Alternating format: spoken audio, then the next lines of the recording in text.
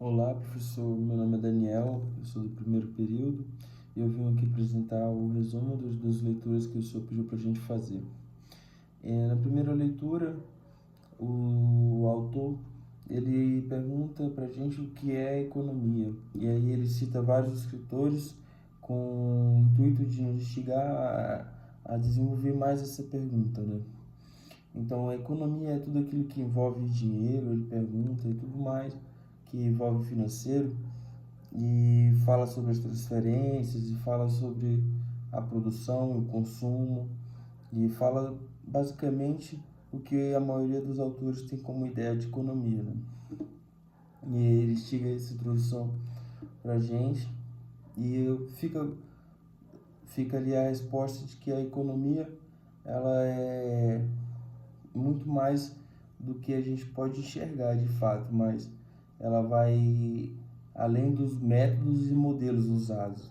É isso que ele instiga muito nessa leitura, né? Sobre o quão eficiente esses modelos são e o que a gente tem de capacidade de retórica, né, no assunto, enquanto a economia como produção, como consumo, como transferência de dinheiro, né? E a segunda leitura é também muito conectada com a primeira leitura. A segunda leitura ele vem tratando da economia clássica e neoclássica, né? Vem de Adam Smith, e ficou nessas duas leituras assim no ar a questão da modelagem, né? Dos métodos usados pelos economistas, né? E a questão também na primeira leitura é sobre o quão a economia é vendável no sentido das ideias, porque ele tem uma crítica veemente a esses economistas que querem explicar o universo, tudo, né, através de, de modelos ou ideias pragmáticas. Esse é o meu compreendimento, né, sobre parte dessa leitura que a gente realizou, eu e a turma. E vai além nas questões que se diz básicas, né? Por que a gente está estudando isso?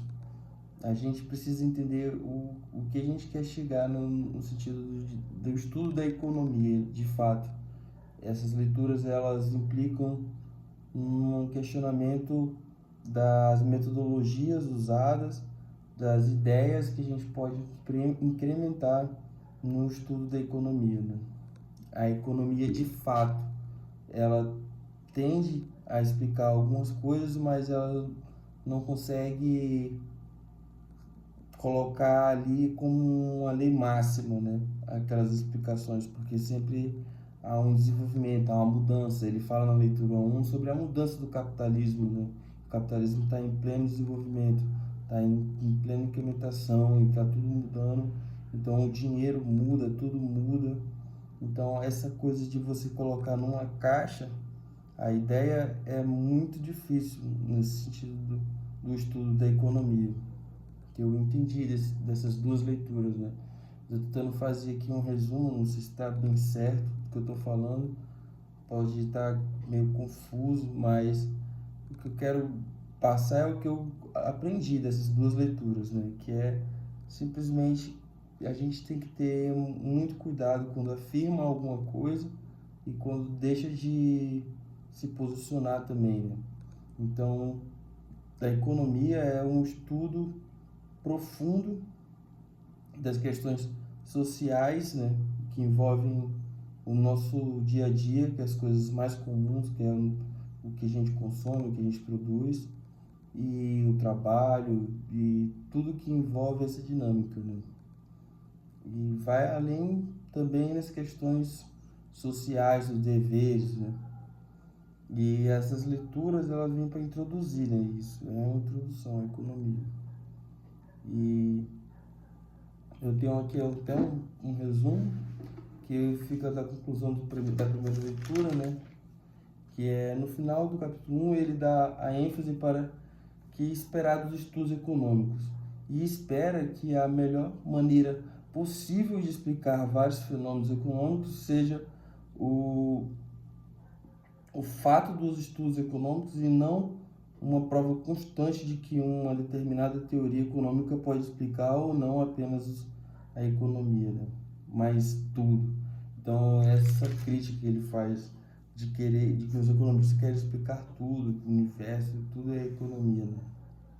E no livro 2 fica ali a síntese toda do autor. Ele fala sobre os autores clássicos e neoclássicos, ele tem a opinião dele sobre os autores clássicos e neoclássicos, e fala também da mudança de tudo que vem acontecendo na economia constante, e que para você botar tudo em um método e as proposições verdadeiras ou falsas, tudo mais, as ideias e as novas formas de introduzir a economia sempre vão estar sendo questionáveis, né? Então foi isso que eu entendi.